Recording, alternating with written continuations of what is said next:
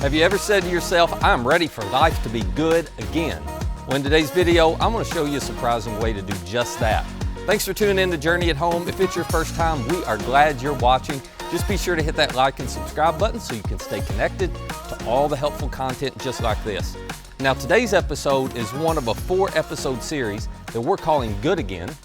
And I want to start by talking about something that seems pretty irrelevant, camels. Yeah, why camels? Well, because you have more in common with these animals than you may realize. And I don't mean their looks. You're way better looking than that.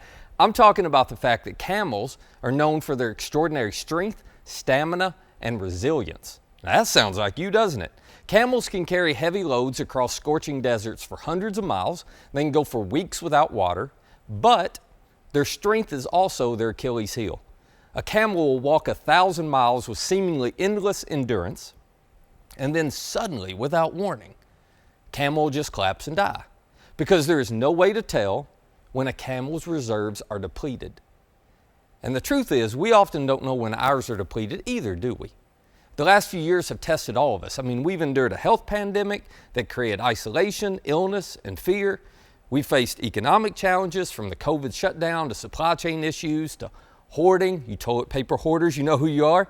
We had massive inflation, recession. At the same time, we've wrestled with social unrest where we tried to navigate needed conversations about racism and racial injustice. And then let's not forget, we've gone through not one, but 2 election years filled with political tension. And it's not like we entered this season with all these challenges rested up and ready to go. No, we were already running like rats on a wheel before all of this hit, which is why I think we can all agree we really are ready for life to be good again.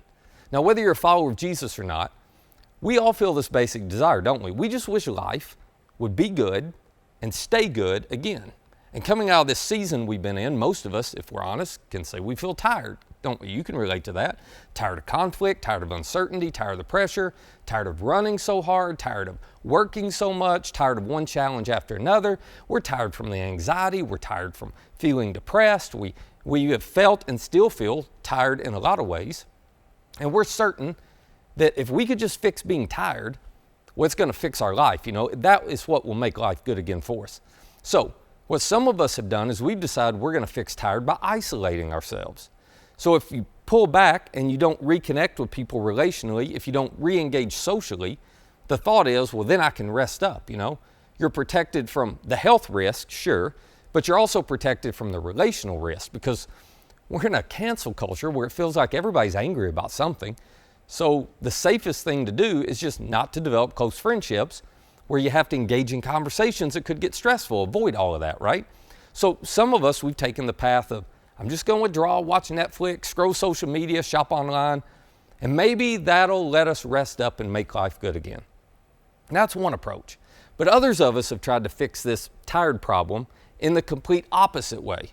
We're rushing to catch up on everything that we missed out on that we think is going to re-energize us. So we're taking more trips, we're going on more adventures, we're focusing on making more memories, we're getting involved in more activities. There's actually a term for this. They call it revenge travel. It's a pretty funny term, isn't it? We're doing all the things we couldn't do during the pandemic, and we're doing more of them than we ever did before the pandemic. Now, I don't know which of these approaches you've taken, but there is an important question I want to ask you, and that is, has your approach worked? Has it fixed you feeling tired? Has it delivered a life that really does feel good again? Is it working, or is it possible that you're running the risk of being like a camel, of collapsing because your reserves are depleted, and none of these things that you're chasing right now are actually replenishing your reserves? See, my hunch is that is a danger for a lot of us, and simply because we're confused about what our problem is. We think we're physically tired, but if being tired is really our problem, some time alone, some time away, that ought to fix that, right? But for many of us, our problem is not that we're tired. Our problem is that we're empty. After exerting so much strength and stamina and resilience over the last few years, the reserves of our soul are almost gone. And I'm just telling you, no amount of isolation or destination will fill an empty soul. So during this series, I want to invite you to consider a different approach. See, Jesus offered a solution, and he offered a plan to refill an empty soul. Now, you may find that hard to believe because of the version of Jesus or the version of Christianity that's been presented to you. What you've seen or what you've been taught about following Jesus may have never been something that replenished you in any way. It felt more like a burden to you. But I'm just telling you, if following Jesus has always seemed draining, then you've got the wrong version of following Jesus. Because here's how Jesus described in his own words the life he invites you into. He said, I want you to come to me, all of you who are weary and all of you who are burdened. Not weary and burdened because you only got 6 hours of sleep and you need a nap. No, this is a deeper kind of burden. It's the weariness that comes from being empty. It's that heavy weight that comes from living at a place and a pace where we're always operating at a deficit, where we're always drained, where the battery's always low. It's the kind of weariness where you know nothing and nobody is getting your best anymore. You always feel behind. So you're stressed and you're worried, just trying to keep it all together. You're doing your best to bend and not break. We can relate to that, can't we? But the problem is you can't bend forever, can you? And it feels so overwhelming because you want to get it right. I mean, you feel the pressure to get school right, to get work right. You feel the pressure to get your future right, the pressure to get parenting right, to make sure your kids are all right. You feel pressure to get your finances right, your marriage right, your image right, which means you end up being overcommitted because you're afraid if you say no to anything, then you're not going to get it right. And then as if that wasn't enough, we live in a time where everybody's overexposed to what's happening in the world, what's happening in the lives of people around us. So now we live with this pressure of seeing all these people who seem to have it right. And some of you feel the pressure to make sure it looks to everyone else like you've got it all right. I mean, no wonder we feel weary and burdened. But Jesus says, if that's you, come to me. And he makes a promise. He says, I will give you rest. You don't ever have to wonder if Jesus knows or cares about how you're feeling, because he does. And he didn't create you or invite you to live exhausted and empty. His invitation to follow him, it's actually an invitation to a life where your soul is at rest. So how do you get that? Well, he says, and this sounds a little odd, but he says, take my yoke upon you and learn from me, because I'm gentle and humble in heart. And that's where you'll find rest for your souls. What's a yoke? Well, you may know what a farming yoke is, but a rabbi's yoke was simply their way of life. It was their approach to living life. It was the way they taught people to shoulder the load of life. So Jesus says, if you will take my approach to life, if you will follow and learn from me the rhythms of life, if you'll imitate how I live, you'll find the thing you most need for life to be good again. You'll find rest for your souls. So when's the last time your soul felt at rest? Listen, life can't be good again until your soul is at rest, your inner reserves are full. And that's what Jesus promises to do for you. And then he adds, don't worry, for my yoke is easy.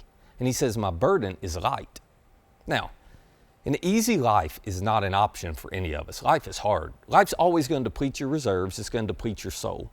An easy life isn't an option, but Jesus says an easy yoke is. So if you want life to be good again, here's what you have to understand.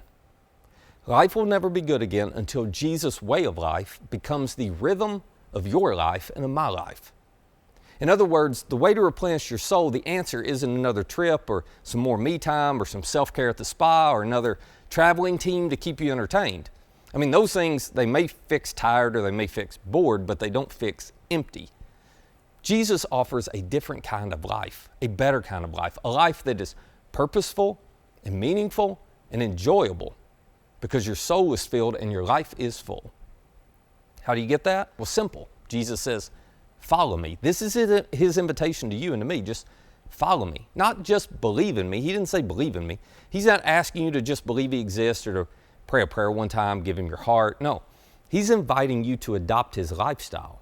In other words, to order your entire life around his way of life until his way of life becomes the rhythm of your life.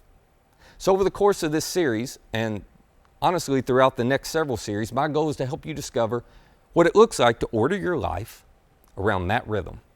But I'll tell you in a nutshell, here's what it takes. You have to learn to be with Jesus. You got to spend time with him to know him and to understand his way of life.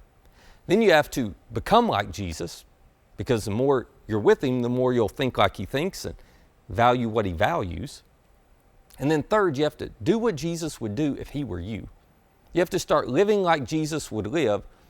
But here's the caveat. If he were in your shoes, learn what it would look like if Jesus lived your life and then choose to do what he would do. Now, this takes some time. So starting with this series, we're going to learn how to order these different facets of our lives around Jesus.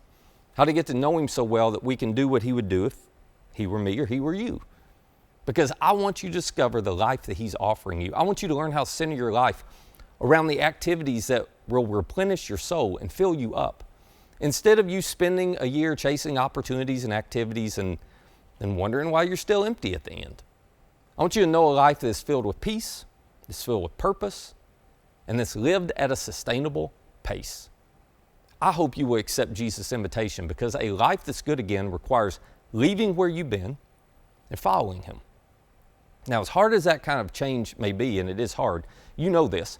If you do what everybody else does, you're going to get the life that everybody else gets. And it may look good, but it's not good enough. So imagine this. Imagine if your life was full of peace. Imagine if you were at peace with God, you were at peace with others, and you were at peace with yourself. Imagine if you woke up every morning, you lived every day with this sense that your life was full of purpose. And as you were doing whatever you do to go through the day, you were still a part of something bigger than just you and just those activities. Imagine if you lived every day at a pace that didn't empty your soul, but actually filled it up and made your relationships richer. I'm telling you, that is the kind of life you find when you center your life around Jesus' way of life. So my question to you is this: are you willing to open yourself up to the possibility that there might be a better way to live than how you're currently living? Are you willing to explore what it might look like for the rhythm of your life to be in sync with the way of life Jesus invites you to follow? If that interests you, then track with us, because this series is for you. And I want to invite you to accept Jesus' invitation to you to take His yoke, because His yoke is easy and His burden is light.